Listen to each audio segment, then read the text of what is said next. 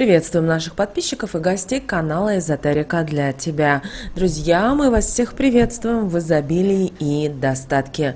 Сегодня в этом видео мы с вами уделим внимание народным приметам на 28 октября. Поговорим о том, что нельзя ни в коем случае в этот день делать, чтобы не привлечь беды, неприятности и проблемы в свою жизнь. А также, что нужно сделать, чтобы в вашей жизни всегда было изобилие, достаток и благополучие. Далее все более подробно. Друзья, прямо сейчас ставим лайк этому видео, вам это ничего не стоит, а нам приятно. Итак, с вас лайк, а с нас информация. Итак, друзья, в церкви в этот день, 28 октября, вспоминают преподобного Ефимия Солунского, и до пострига его звали Никита. Святой родился в семье христиан и женился по настоянию матери очень рано.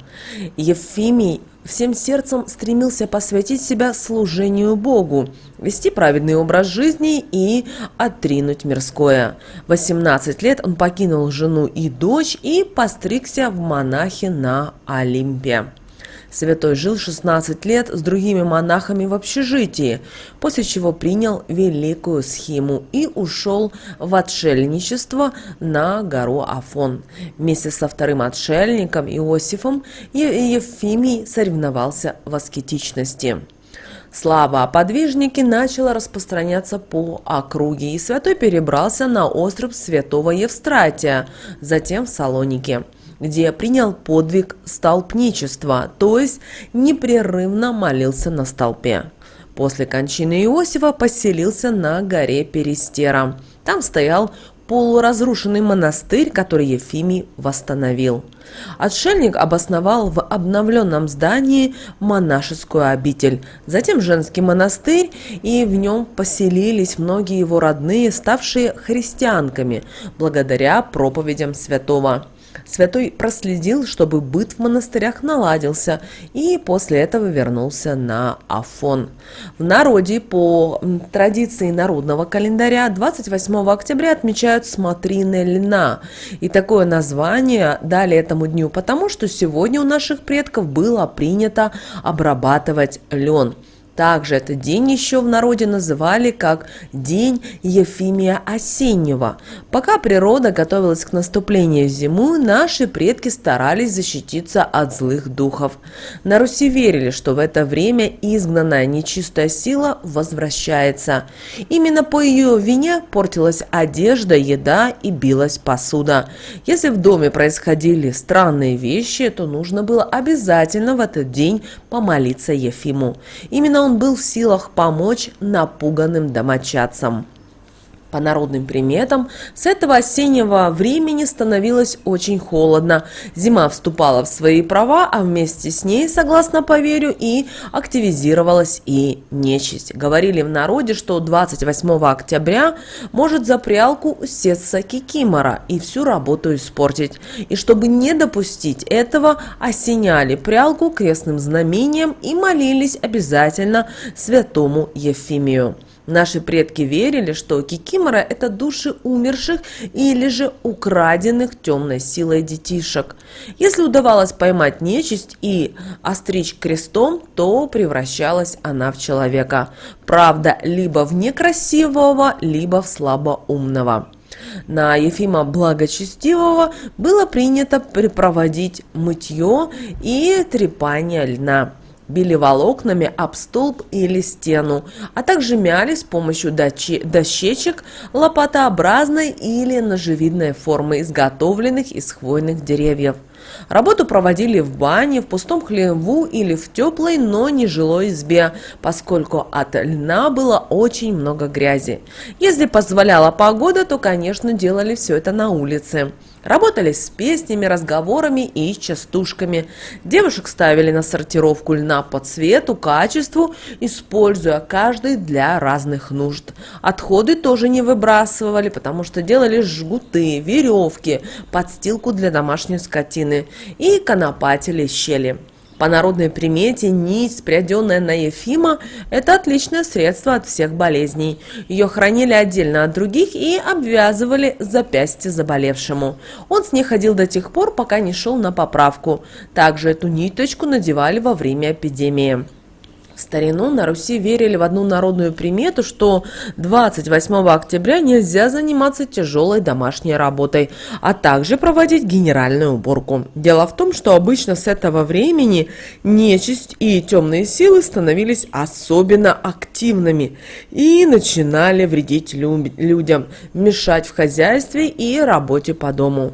Они могли разлить воду, чтобы кто-то подскользнулся на ней, порвать гардины, побить посуду или рассыпать крупу. Любимым же занятием было запутывание ниток рукоделия. Именно поэтому 28 октября крестьяне не шили, не стирали и дом не убирали. А по народной примете, тот, кто прислушается к запрету, и кто не прислушается к запрету, то привлечет к себе и всей своей семье горе и болезни. Также не рекомендуется в день Ефимия Осеннего гладить постельное белье.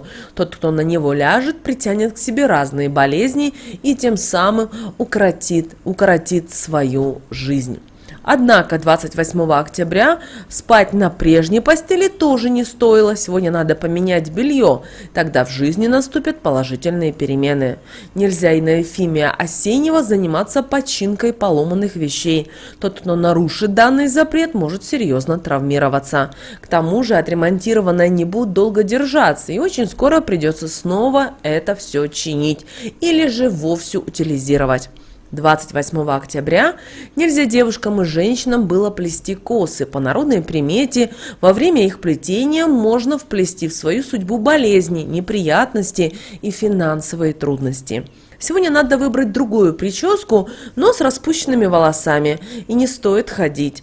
Но с распущенными волосами все-таки не стоит ходить. Нечистая сила может в них запутаться и нашептать вам какие-то не очень хорошие мысли. В день Ефимия Осеннего не стоит во время проведения зимней обуви в порядок говорить о планах на будущее. Они так и не воплотятся в жизнь, будут затоптаны повседневными проблемами. 28 октября не следует печалиться и думать о плохом, иначе домовой обидится и может уйти из дома. В день Ефимия Осеннего надо наоборот много смеяться, рассказывать шуточные истории, веселиться как с семьей, так и вместе с гостями. Домовой увидит, как хорошо в доме, и не захочет из него уходить. Только нужно не забыть поставить маленькому хозяину дома угощения, сладости и кисель. В этот день также лень была под запретом, но при этом нельзя было ничего ремонтировать. Скорее всего, починка пойдет неправильно, и ремонт по меньшей мере ничего не даст, а то и вовсе приведет к поломке. Есть одна интересная примета в этот день, 28 октября, которая связана с ночным небосводом. В этот день лучше не игнорировать именно эту народную примету и не смотреть вверх, иначе можно увидеть падающую звезду. И наши предки верили, что в этот день вот именно такая звезда сулит несчастье. Кроме того, в этот день нельзя было набирать и воду из колодца, иначе может принести людям болезни. Запрещается в этот день нецензурно выражаться, оскорблять кого-либо, говорить какие-то плохие вещи, негативно мыслить, обижаться и конфликтовать. Семейным парам сегодня нельзя браниться и спорить. Если следовать этому совету, то любовь будет только крепче с каждым днем. Помните, пожалуйста, об этом. И считается, что те, кто родился 28 октября, обладают доброй душой, мягким характером и дружелюбным, спокойным нравом. Из-за этого их хорошо принимают в любом обществе, ценят всегда на работе. Нередко даже при отсутствии ярких талантов им удается добиваться высоких результатов в работе благодаря усидчивости и трудолюбию. Девочки и мальчики, если вы родились именно в этот день, 28 октября, поставьте плюсик или поставьте, например, какой-то знак в комментариях под этим видео. Нам интересно, сколько родились именно 28 октября. Также обращаем внимание, что рожденные 28 октября время от времени склонны к проявлению излишней эмоциональности и склонности к рефлексии. Друзья, вот такой у нас с вами интересный день, 28 октября, по народным приметам и народному календарю. Теперь вы знаете, что категорически нельзя делать в этот день по народным приметам. Друзья, мы надеемся, что наши советы и наши рекомендации вам помогают в жизни. С вами, как всегда, был канал Эзотерика для тебя. Обязательно подписывайтесь на наш канал, обязательно ставьте лайк этому видео, обязательно поделитесь и этим видео с теми, кого вы любите, кого вы цените, кому вы желаете мира, любви, гармонии. Пусть они также знают об этой важной и ценной информации. Друзья, прямо сейчас на экране вы видите два прямоугольника. Это следующие рекомендованные видео для вас. Нажимайте на то видео, которое вам это видео интересно. И смотрите, там много ценной, важной, нужной, интересной для вас информации. Всех вам благ. Услышимся с вами в следующем видео.